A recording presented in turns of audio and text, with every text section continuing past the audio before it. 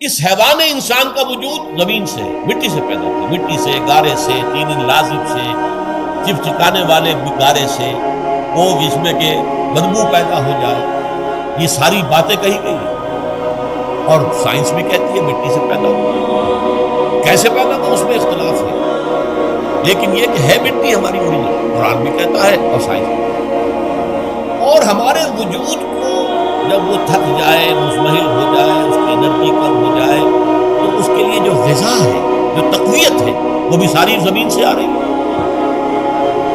آپ نے پھل کھائے، آپ نے گندم کھائی، آپ نے چاول کہاں سے آ رہا؟ اچھا بکری کا گوشت کھایا تو بکری کا گوشت کس چیز سے بنا؟ اس نے گھاس کھائی ہے، اس نے پتے کھائے ہیں، وہیں سے تو بنائی۔ الٹیمیٹ سورس آپ کے وجود حیوانی کے لیے جو آ رہی ہے وہ زمین ہے۔ وجود روحانی کو بھی تقویت کی ضرورت ہے، وہ بھی مزمحل ہوتی ہے، کمزور ہو جاتی ہے، خاص طور پر جب کہ وجود حیوانی کا اس پر غلبہ ہو جائے، تب تو یوں سمجھیے کہ وہ بالکل بے ہوش ہو کر موت کے قریب ہو جائے۔ اس کی تقویت، اس کی غذا وہیں سے آئی ہے جہاں سے روح آئی، وہ کلام ربانی، روح ربانی، نفخت فیہ من روحی من روحی من روحی، میں پھونک دوں اس میں اپنی روح میں سے۔ روح کا تعلق ذات باری تعالیٰ کے ساتھ۔ اسی طرح کلام ربانی کہاں سے آیا؟ اللہ تعالیٰ کی طرف سے۔ یہ اس کی تقویت ہے۔ اب عام حالات میں کیا ہوتا ہے؟ ہمارا یہ وجود حیوانی چھایا ہوا ہے ہمارے وجود، بیچاری روح جو ہے دبی رہتی ہے کسی بھی۔ اگر خدا نے خواستہ ہم گناہ گار بھی ہیں، گناہ پر گناہ کا ارتکاب کر رہے ہیں، وہ روح جو ہے وہ قلب کے آئینے شیشے کے اندر، فیہا مصباح المصباح فی زجاجہ الزجاجہ کأنہا کوکب مبین، قلب جو ہے شیشے کے مانند ہے جس کے اندر روح کا چراغ ہے۔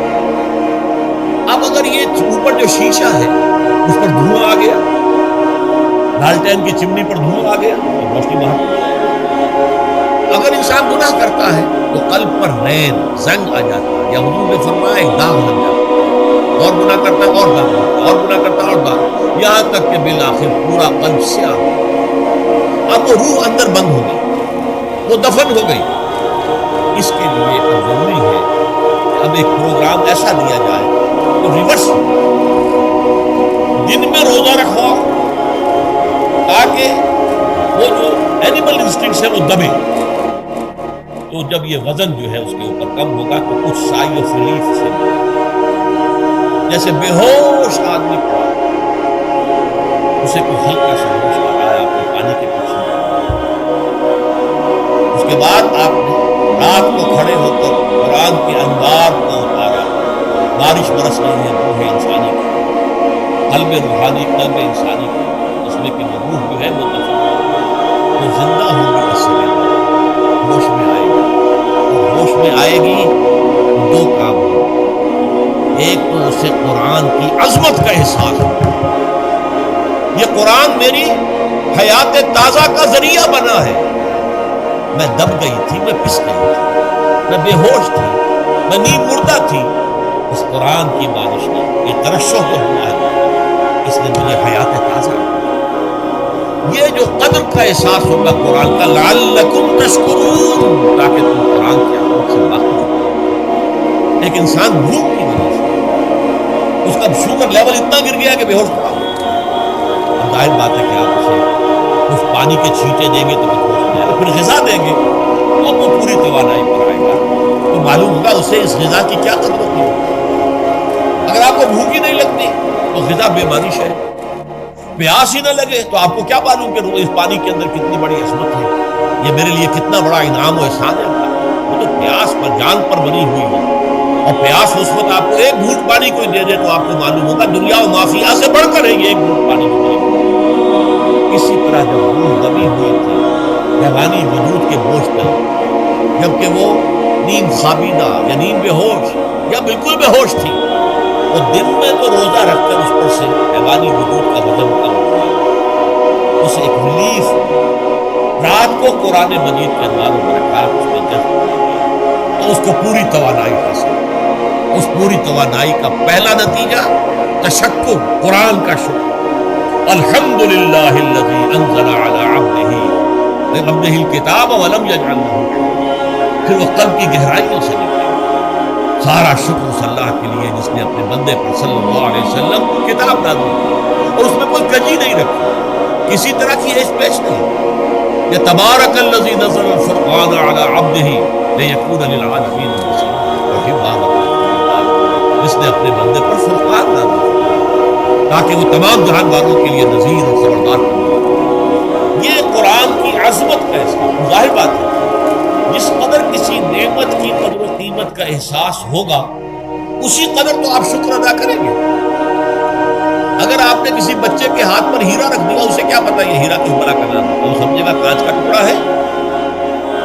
لیکن اگر کوئی واقعتاً کو جوہر شناس ہو، جوہری ہو، اس کو آپ ہیرا دیں گے تو اسے معلوم ہے کہ مجھے کیا چیز ہے، اس کے اندر جو شکر پیدا ہوگا وہ اس بچے کے اندر نہیں پیدا ہو سکتا جسے معلوم ہی نہیں۔ تو قرآن مجید کی اصل عظمت سے انسان واقف کب ہوگا؟ جبکہ اس کے ذریعے سے اس کی روح کو ایک حیات تازہ ہوتا ہے اور اس طرح وہ پروگرام ریورس ہو جائے جو عام طور پر چل رہا ہے، ساری توجہ اپنے جسم پر اس کے طرف، جسم میں تھوڑی سی پھنسی نکل آئی ہے، بھاگ گئے دوڑ رہے اس کے علاج میں، کوئی اور مرض لاحق ہو گیا، بھاگ رہے دوڑ رہے اس کے علاج میں، یہ بڑی بڑی فیسیں ساری جسم کی پرواہ، روزانہ نہا رہے ہیں اور اچھے سے اچھا صابن لا کر نہا رہے ہیں، وہ جسم کی پرواہ، اس کی دیکھ بھال، روح کی طرف توجہ ہی نہیں۔ یہ ہے وہ بات جو کہی گئی ہے سورہ حشر میں، جسے علامہ اقبال نے پھر اپنے فلسفہ خودی کی اساس اور سورس قرار دیا، وَلَا تَكُونُوا كَالَّذِينَ نَسُوا اللَّهَ فَأَنسَاهُمْ أَنفُسَهُمْ أُولَٰئِكَ هُمُ الْفَاسِقُونَ۔ دیکھو اے مسلمانوں، ان لوگوں کے مانند نہ ہو جانا جنہوں نے اللہ کو بھلا دیا تو اللہ نے انہیں اپنے آپ سے غافل کر دیا، اور یہی لوگ فاسق و فاجر ہیں۔ یہ سوال پیدا ہوتا ہے کہ انسان اپنے آپ سے کہاں غافل ہوتا ہے؟ کہاں اپنے وجود حیوانی سے غافل ہوتا ہے؟ یا بھوک لگتی ہے تو وہ ادھر ادھر منہ نہیں مارتا، غذا کو حاصل کرنے کے لیے کوشش نہیں کرتا؟ پیاس لگتی ہے تو کیا پانی یا کوئی اور مشروب تلاش نہیں کرتا؟ کوئی بیماری لاحق ہوتی ہے تو کیا اس کے علاج کی طرف توجہ نہیں کرتا؟ اسے آرام کی حاجت ہوتی ہے تو آرام نہیں لیتا؟ اپنے اس وجود سے تو غافل نہیں۔ کون سے وجود سے غافل ہوا ہے؟ وہ روحانی وجود سے غافل ہوا، بھول گیا کہ میرے اندر روحانی وجود بھی ہے، اس کا تعلق ذات باری تعالیٰ کے ساتھ۔ اس نے سمجھا کہ میں بس حیوان ہوں، میرا حیوان، اپنے اس وجود کی اصل حقیقت ہی سے بے خبر، غافل۔ چنانچہ آج کے دور کا سب سے بڑا المیہ کیا ہے؟ ڈارون کے نظریے کی جو اثرات پیدا ہوئے ہماری معاشرت پر، ہماری سوچ پر، ہمارے فکر پر، ہمارے فلسفے پر، ہماری سوشالوجی پر، وہ کیا ہے کہ ہم بھی نرے حیوان ہیں۔ یہ سب سے بڑی محرومی ہے اس دور کی کہ انسان اپنے اصل شرف سے خود ہی مستعفی ہو گیا۔ ہمارا کوئی وجود ہے ہی نہیں، روحانی وغیرہ، روح کسے کہتے ہیں نہیں کہتے، بس یہ جسم۔ ہم اللہ کو نہیں جانتے کون ہے کون نہیں ہے، ہوگا ہم کو اس کائنات کو جانتے، ہم روح سے واقف نہیں، ہم تو اپنے جسم کو، آخرت سے ہمیں کچھ پتہ نہیں، شاید ہو شاید نہ ہو، کچھ پتہ نہیں، لیکن یہ زندگی تو ہے، اسے ہم جانتے ہیں۔ یہ ہے آج کے انسان کا سب سے بڑا، اور یہ ہے ماس اسکیل کے اوپر ارتداد، ذہنی طور پر مرتد ہو چکا ہے انسانوں کی عظیم اکثریت۔ یہ ہے در حقیقت روزہ جو ہے اس قرآن پاک کو پیش کرتا، جن میں کھانے پینے، جنسی تقاضے پر پابندی، وہ وجود حیوانی کا وزن کچھ کم، منہ جو دبی ہوئی تھی یا سسک رہی تھی یا بے ہوش یا نیند مردہ تھی، اسے کچھ ریلیف نہیں۔ اب اس کے اوپر قرآن مجید کے تیرے ضمیر پہ جب تک نہ ہو نزول کتاب، گرہ کشا ہے ناراضی نہ صاحب کشاف، ہمارے دلوں کے اوپر بارش ہو رہی ہے ہمارے قرآن۔ وہ ظاہر بات ہے کہ بغیر سمجھے تو نہیں ہوگی بات، وہ تو آپ کو سمجھ رہے ہوں گے تو بارش ہو، ورنہ تو یہ ہے کہ ٹھیک ہے میں پہلے پیس کرتا، آپ کو ثواب تو ملے گا، لیکن یہ ہے کہ وہ اصل مقصد قرآن کی عظمت کا قلب کی گہرائیوں سے اعتراف جو ہے اور اس پر اللہ کا شکر ادا ہوگا، لعلکم تشکرون، جبکہ قرآن مجید جو ہے آپ کا اس کا مفہوم